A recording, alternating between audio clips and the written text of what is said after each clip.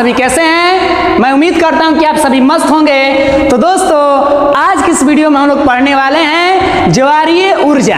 कौन सा ऊर्जा पढ़ने वाले हैं? तो आइए देखते हैं, जिसका नाम क्या है तो ज्वारीय ऊर्जा। और ये ऊर्जा क्या होता है? ये समुद्र के जल से प्राप्त होता है। अब कहेंगे सर समुद्र के जल से भी ऊर्जा मिलते हैं क्या? तो बिल्कुल मिलते हैं। कैसे मिलते हैं हम लोग इस वीडियो में जानेंगे, लेकिन एक थोड़ा सा बात बता दें कि हमारा जो चैनल का नाम है, जो कि पीछे फिजिक्स माइंड 23 करके था, उसको हमने चेंज कर दिया है और हमारा न्यू चैनल का नाम है फिजिक्स पढ़ना। कुछ भी करना लेकिन फिजिक्स पढ़ना, ये हमारा एक चैनल का नाम है। और थोड़ा सा हमने आपके मन में जाएंगे कि सर चैनल का नाम क्यों चेंज कर दिए? जाहिर सी बात है भाई, आपके मन में जाएंगे। तो देखिए, मेरा जहाँ तक मानना है कि हम एक ऐसे नाम को खोज रहे थे जो सामान्य व्यक्ति भी बता सके। जैसे पिछला जो चैनल का नाम था फिजिक्स माइंड 23, इतना बात को बोलने में एक सामान्य व्यक्ति को बहुत तकलीफ हो रही थी। तो भाई एक ऐसा नाम रखा जाए जो एक छोटा बच्चा को भी बोलना हो, 5-6 क्लास के बच्चा भी हो, वो भी डायरेक्ट बोल दे फिजिक्स पढ़ना। तो हमें लगा कि एक ऐसा नाम चाहिए जो कोई भी व्यक्ति बोलने के लिए सक्षम हो। तो इसीलिए हमने इधर एक नाम को हमने चेंज कर दिया। और भी इसके पीछे कई कारण हो सकते हैं, लेकिन एक तरह से समझिए कि एक ऐसा यूनिक नाम रखा जाए जो सबके लिए अच्छा हो। तो आते हैं कुछ भी करना लेकिन फिजिक्स पढ़ना, ये एक तरह से लोग बन चुका है इसका, नहीं? तो आइए शुरू करते हैं इस वीडियो को। तो हमारा क्या है आज का टॉपिक, एक बार पुनः रिपीट किया जाए, जिसका नाम क्या है भाई? तो ज्वारीय ऊर्जा या टीडल एनर्जी। अब टाइडल कहें या टीडल कहें, अपना अपना प्रोनाउंसिएशन है, उससे कोई टेंशन नहीं लेना है। तो शुरू करें, स्टार्ट किया जाए ना भाई। तो देखिए कहा क्या रहा है डिफिनेशन इसका। डिफिनेशन बोल रहा है कि चंद्रमा के गुरुत्वाकर्षण के कारण, चंद्रमा, हम लोग रहते हैं पृथ्वी पर भाई, और पृथ्वी के उपग्रह क्या है? चंद्रमा। तो उनका तो योगदान होता है कि नहीं होता है? बिल्कुल होता है। यहाँ क्या कह रहा है कि चंद्रमा के गुरुत्वाकर्षण के कारण समुद्रों के जल, किसके जल भाई?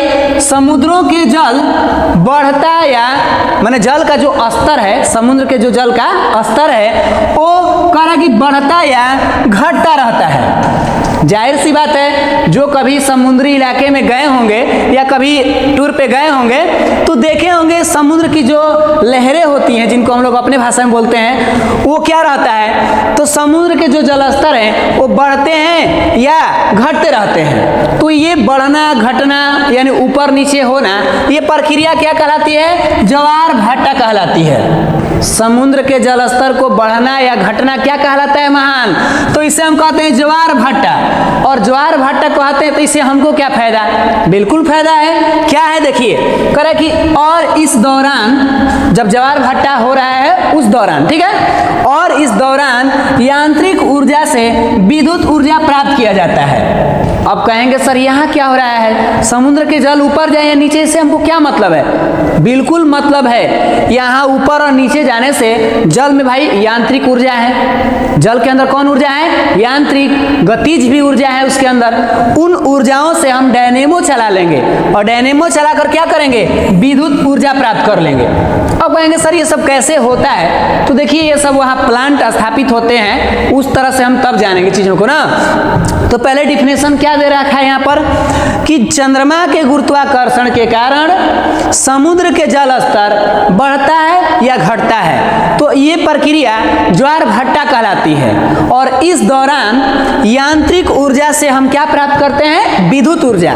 और जब ये ऊर्जा प्राप्त करते हैं तो इसी का नाम क्या है? ज्वारीय ऊर्जा कहते हैं। क्या बात समझ में आ चुका है? बिल्कुल डिफिनेशन समझ पाए हैं? बोलते रहिएगा। लिंक मतलब लिंक की बात जो हम बोल रहे हैं, पीछे वाले वीडियो जितने भी हैं जो कि सौर ऊर्जा से रिलेटेड, देखिए कुकर माने सौर कुकर, यहाँ तक कि सौर प्लेट, सौर सेल, ये सब वीडियो इस पर बन चुका है। तो आप ये ऊर्जा सीरीज के जो भी वीडियो बन रहे हैं आप अच्छे से देखिएगा, क्योंकि ऊर्जा चैप्टर का जितना भी हमारा था एग्जाम से रिलेटेड सब कुछ हमने बना दिया है। और ये हम लोग बहुत आगे जा चुके हैं। तो पीछे वाले वीडियो का लिंक भी आपको मिल जाएगा, देखते रहिएगा और कमेंट भी करते रहिएगा, ठीक है? थोड़ा सा लाइक सब्सक्राइब भी करना बहुत जरूरी है, ताकि वहां से हमें और हौसला मिलते रहते हैं। तो तो भाई हौसला मिलेंगे तो आदमी क्या कर सकते हैं। अपने आप में हर एक इंसान जो होता है एक बारूद से भरा हुआ ताकत इंसान रहता है। मतलब एक शक्ति की बात कर रहे हैं कि हर इंसान अपने आप में एक बारूद से भरा हुआ ट्रक है। ट्रक का मतलब कोई ट्रक जा रही है उसमें बारूद भरा है, एग्जाम्पल दैट। तो हर एक इंसान जो है अपने आप में बारूद से भरा हुआ ट्रक है। वो ब्लास्ट तभी कर सकता है जब बाहर से क्या किया जाए, कुछ चिंगारी उसमें डाला जाए। जस्ट वैसे ही हमारा जो शरीर है इसमें बहुत सारे ताकत हैं, लेकिन बाहर से अगर हमको कोई सपोर्ट करने लगे या इंटरनल हमारा ऊर्जा जगने लगे तो भैया भाई बहुत कुछ कर सकते हैं हम लोग। कर सकते हैं कि नहीं? खुद पे अगर विश्वास हो जाए और मेहनत पर तो कर सकते हैं। तो आइए थोड़ी सी बात बता दिए ताकि आप भी ऊर्जा से भरपूर हो जाए और हम भी अपने काम पर लगे रहें। तो देखिए यहाँ पर एक चित्र दिखाई गई है समुद्र की लहरें। एक बार इस पर बताए भी थे कि समुद्र की लहरें कभी उठती हैं कभी गिरती हैं, जस्ट हमारे जीवन के ग्राफ जैसे, कभी बढ़ता है कभी घटता है। तो ये देखिए यहाँ पर आपको क्या दिखाई दे रहा है, ये लहरें जो हैं समुद्र की अभी ऊपर की तरफ हैं फिर नीचे की तरफ जाएंगी। ये प्रक्रिया जो बार बार होना क्या कहलाता है, ज्वार भट्टा कहलाता है। और इसी पानी का ये लहरें जब जाएंगी अपने तट के पास तो वहाँ पर बना दिए जाते हैं सिस्टम, बड़े बड़े बांध, और वहाँ ये पानी जाता है और इसको कैद कर लिया जाता है और वहाँ डायनेमो इसी पानी से चलाया जाता है। बड़ी लंबी प्रोसेस है, अब उस प्रोसेस को हम यहाँ नहीं जानेंगे, लेकिन फिर भी अब एग्जाम से रिलेटेड भी नहीं है तो फिर उतना जिक्र भी करना उचित नहीं है। जो मेन बातें हम लोग इसमें जान लेंगे, ठीक है ना। तो आइए अब हम आगे की तरफ बढ़ते हैं। ये चित्र हमारा एक नमूना पेश कर रहा था ज्वार भट्टा का, ठीक है।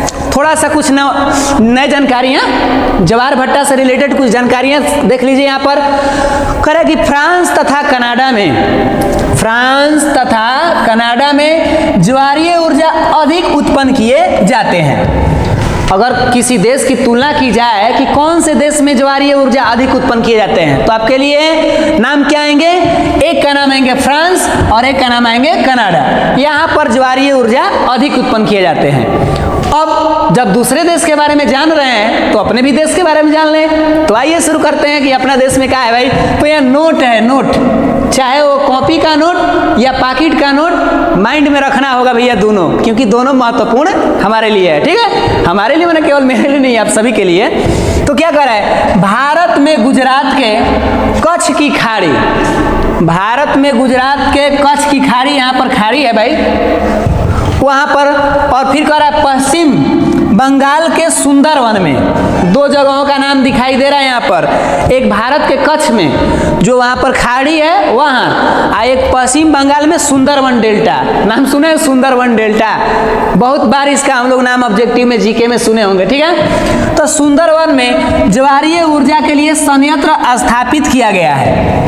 बोले हैं ना कि जहाँ पर ज्वारीय ऊर्जा उत्पन्न किया तो वहाँ बड़ी बड़ी प्लांट बैठती है, संयंत्र शक्तियाँ बैठती हैं, वहीं से ये ऊर्जाएं उत्पन्न की जाती है। तो अगर आपसे पूछ दिया कि भारत में ज्वारीय ऊर्जा का स्रोत कहाँ है तो एक गुजरात और एक यहाँ बंगाल की बात हो रही है, जो कहाँ तो सुंदरवन में और वहाँ कच्छ की खाड़ी में। दो जगह बातें हमारे भारत में समझ में आ रही है, और विश्व में पूछा जाए तो फ्रांस और कनाडा, यहाँ पर ज्वारीय ऊर्जा अधिक उत्पन्न किए जाते हैं। क्या बातें समझ में आ चुकी है? बोलिए, बातें समझ में आ गई है? तो चलिए आगे बढ़ते हैं कि हम लोग अब देखते हैं कि इसकी सीमाएं क्या है।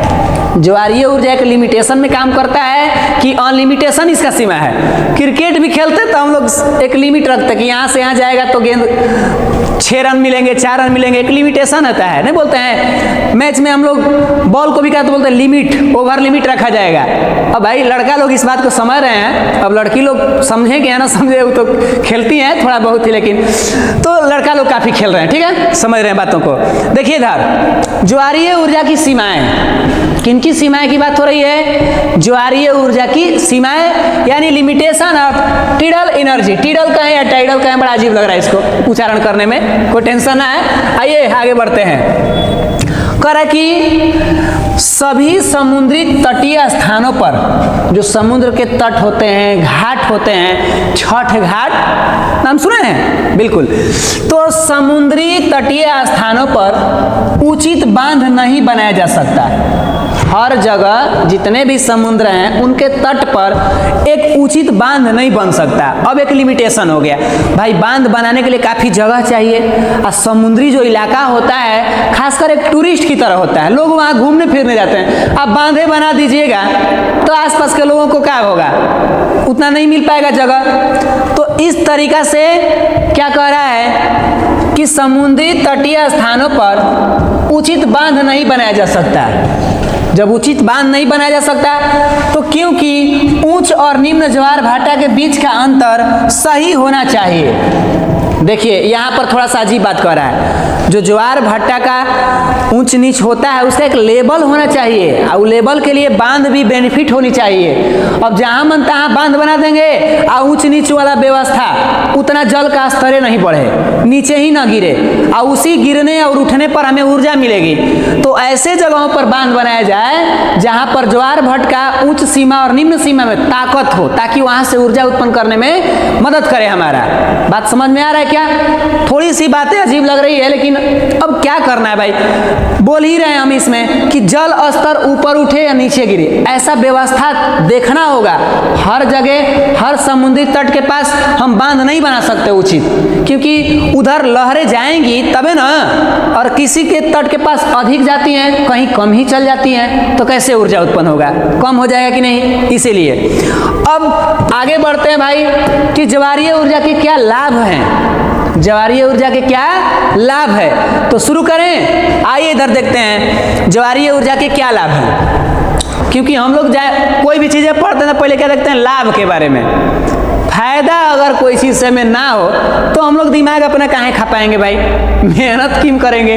कुछ तो इंसान सोचते हैं कि हमको फायदा हो तभी मेहनत करेंगे। हाँ, कुछ ऐसे भी व्यक्ति होते हैं वो इंटरेस्ट के बारे में सोचते हैं कि मेरा वहाँ से आनंद भी मिले, फायदे भी मिले, और तब मस्तीले काम करते रहेंगे। और जिस काम में आपका दिल दिमाग लग रहा है उस काम को तो आप एकदम मस्ती से करते रहिएगा, एकदम इंजॉय से करते रहिएगा। जैसे मेरा, हमको पढ़ाने में मस्ती है भैया, हमको इस काम को दीजिएगा एकदम करते रहेंगे, चाहे वो अकेले करें या लोग के साथ करें, लेकिन अपना भाई काम में मन लग गया तो लग गया है। ठीक है, तो आइए आगे बढ़ते हैं। क्या कर रहे देखिए, इस प्रकार के ऊर्जा से वातावरण प्रदूषित नहीं होता है। इस प्रकार के ऊर्जा से क्या प्रदूषित नहीं होता है, वातावरण। दिन में जो वातावरण होता है, जैसे मान लीजिए कि सुबह का वातावरण एकदम स्वच्छ होता है कि नहीं, CO2 भी बहुत कम रहते हैं, या रात भी जैसे से होने लगती है। जैसे मान लीजिए अभी हम जाएंगे रूम पर तो अभी 9:45 होने वाले हैं, अब इतना रात को जाएंगे तो रोड के साथ क्रॉस करके जाते हैं तो एकदम वो वातावरण शांत, गाड़ी बस भी बहुत कम दिखती है और एकदम शांत रहता है, ठंडक महसूस होता है। वहीं दोपहर में आते जाते हैं इतना अजीब लगता है, तब करिएगा क्या, वातावरण वहाँ प्रदूषित है। तो वातावरण को हमें बहुत ध्यान में रखकर ही कोई काम करना है। तो ये फायदेमंद ऊर्जा है। क्यों? क्योंकि यहाँ से भैया कोई पोल्यूशन निकलने वाले हैं नहीं, जब नहीं निकलेंगे तो ये वातावरण को प्रदूषित नहीं करेगा, इसीलिए इसका एक लाभ मिला यहाँ पर। लाभ नंबर दूसरा देख लेते हैं। दूसरा क्या कह रहा है, कह रहा है कि यह एक ऊर्जा का नवीकरणीय स्रोत है। यह एक ऊर्जा का कौन स्रोत है, नवीकरणीय, मतलब बार बार हम लोग अपने जीवन में इसका उपयोग करते रहेंगे। ये कोई कोयला या कोई जीवाश्म ईंधन नहीं है जो अनवीकरणीय हो, ठीक है ना। तो ये ऊर्जा का कौन स्रोत है, महान इंसान, तो इसे हम लोग बोलेंगे नवीकरणीय स्रोत है। इस बात को भली भांति आप लोग जानते होंगे, इसका मतलब क्या है जानते हैं ना। तो चलिए आते हैं अब 3 टिकट अब जो भी है 3 टिकट छोड़िए, क्या करे तीसरा समझिए। इस तरह के ऊर्जा प्राप्त करने के लिए बार बार बांध बनाने की जरूरत नहीं होती है, बार बार बांध बनाने की जरूरत नहीं होती है। कि इस तरह की ऊर्जा प्राप्त करने के लिए महान, तो इस तरह का मतलब कौन, तो यहाँ है ज्वारीय ऊर्जा। तो ज्वारीय ऊर्जा प्राप्त करने के लिए क्या बार बार बांध बनाना पड़ेगा, तो जी सर बिल्कुल नहीं। अब बातों को अजीब लग रहा है, जी सर बिल्कुल नहीं, ये बाबूराव का स्टाइल है। तो आगे चलिए समझते हैं कि इस तरह की ऊर्जा को प्राप्त करने के लिए बार बार बांध नहीं बनाएंगे। तो देखिए कोई ज्यादा यहाँ पर लाभ का जिक्र नहीं है, 3 ही लाभ है, और भी हो सकता है, लेकिन शॉर्टकट में हम लोग खत्म करते हैं इस बात को। और जहाँ है लाभ वहाँ थोड़ी बहुत तो हानियां होंगी ही होंगी। तो अगला हमारा पॉइंट बनने वाला है कि ज्वारीय ऊर्जा के क्या क्या हानियां हैं या क्या सीमाएं हैं। तो देख लिया जाए उसको, आइए देखते हैं। तो देखिए इधर क्या कह रहा है, हाँ यहाँ पर या तो आप ज्वारीय ऊर्जा की लिमिटेशन मैंने सीमाएं भी लिख सकते हैं अलग से, लेकिन कहेंगे सर ऊपर सीमाएं लिख ही दिए तब क्या टेंशन है, कोई दिक्कत नहीं, दोष भी लिख सकते हैं, दोष। तो आइए हानि या दोष करते हैं। तो पहला दोष की भाई एक तरफ लाभ एक तरफ हानि, पता ही नहीं चलता कि आदमी कौन तरफ जाएंगे, बड़ा कंफ्यूजन रहता है नहीं। तो देखिए इसमें बनाने वाले बांध के लिए, जो ज्वारीय ऊर्जा को उत्पन्न करने के लिए बांध जो बनते हैं वो काफी महंगा लागत मतलब काफी महंगा पैसा लगता है। ज्वारीय ऊर्जा प्राप्त करने के लिए जो बांध बनते हैं ना, उस बांध में जो रुपए पैसे लगते हैं काफी अधिक खर्च हो जाते हैं। अब आदमी यहाँ पर थोड़ा सहम जाता है कि उतना लागत लगाएं कि नहीं लगाएं, और ये काम कोई एक आदमी के लिए, मान लीजिए इसके लिए कई गो टीम चाहिए या गवर्नमेंट का उसमें हाथ चाहिए तब ना होगा, कोई अकेले सोचेगा तो बड़ा मुश्किल काम है भैया। इसलिए यहाँ पर कई टीमों के साथ ये काम होंगे। तो इसमें बांध जो बनते हैं उनके लिए लागत क्या होता है, काफी महंगा लगने लगता है, इसीलिए ये इसका हानि पक्ष में चला गया, लागत तो लगा था हानि में चला गया, ऐसा बात है। आगे देखिए दूसरा, यह अधिक मात्रा में विद्युत का उत्पादन नहीं करता। मतलब ज़्यादा आदमी सोचते हैं कि हम लागत किए, कोई भी इंसान सोचता है कि जितना हम इन्वेस्ट करें उससे अधिक कमाएं, ये माइंड में रहता है। लेकिन यहाँ पर क्या है, लागत काफ़ी अधिक लग गया और यहाँ पर विद्युत का उत्पादन बहुत कम हो रहा है। आदमी मुँह लटका लेंगे ऐसे, ओहो ऐसा बिजनेस किए हमारा विद्युत कम आ रहा है, तो एक तरह से यही जो आदमी को उदासी हो जाता है। लेकिन मेहनत है इसमें, जैसे जैसे करेंगे भाई डेवलप हो जाएगा, ऐसा बात तो नहीं है। लेकिन अब हानि में आ गया तो क्या करिएगा, पढ़ना तो पड़ेगा ही। और अंत भला तो सब भला, अंत भला तो सब भला। क्या कह रहा है कि इसे स्थापित करने के लिए खाड़ी के खास क्षेत्र में ही बांध बनाया जा सकता है। इसको कह रहा है कि हर जगह जहाँ मन तहाँ रामू श्यामू के घरे नहीं लगा देंगे, ये लगाएंगे कहाँ पर, तो ये लगाएंगे खाड़ी के खास क्षेत्रों में ही। अब वैसा क्षेत्र नहीं मिला तो ये हमारा काम फ्लॉप कर जाएगा, कहानी गोल हो जाएगा इस तरह से। तो हम अब इसकी हानियां भी देख लिए और इसके लाभ भी देख लिए, और ऊपर से ये भी देख लिए कि भाई ज्वारीय ऊर्जा क्या है। तो हम उम्मीद कर रहे हैं कि आपको ये वीडियो समझ में आया होगा, आपको काफ़ी पसंद भी किए होंगे। बस आपको बस लगे रहना अपने मेहनत में, और हमको भी लगे रहना है, क्योंकि हम लोग देखिए दोस्तों, मेहनत में लगे रहेंगे ना तो जरूर न जरूर कुछ ना कुछ हम लोग अपने मेहनत के दम पे कर ही लेंगे, क्योंकि भरोसा खुद पर होना चाहिए। तो हमारे ये फिजिक्स पढ़ना चैनल के नाम है, इस बात को पुनः एक बार रिपीट करते हैं, क्योंकि चेंज हुआ है तो इसे बोलना बताना हमारे लिए काफ़ी अति आवश्यक है। अभी सर्च लिस्ट में ये नाम पता नहीं आ रहे हैं कि नहीं आ रहे हैं, बड़ी लोग कह रहे हैं कि सर अभी तो आ नहीं रहे हैं, कुछ लोग बोल रहे हैं कि सर इसको हिंदी में लिख रहे हैं तब सर्च में आ रहा है। तो हमें ये बात नहीं है, जब भी कोई चीज़ें महान बन जाती है तो आप कैसे भी पुकारें वो चली ही आएंगी। जो भी हमारे महान चीज़ें बन जाती है, कुछ भी आप पुकारें तो तुरंत लोगों की खबर पहुंच जाएगा, अच्छा यही तो है। तो यही बात है, पहले मेहनत करना है, आपकी कर्म ही आपकी पहचान है, वरना इस दुनिया में तो एक नाम के हजारों इंसान मौजूद हैं। तो इसीलिए हमें अपने कर्म पर ज़्यादा फोकस करना है। नामों पर मानते हैं कि नाम अपने आप का एक पहचान होता है, लेकिन कर्म पर ज़्यादा ध्यान रखना है, ठीक है। तो बस आज के लिए इतना ही रहेगा, मिलते हैं आपसे अगले वीडियो में। तब तक के लिए आप लोग मस्त रहिए, स्वस्थ रहिए। जय हिंद, जय भारत।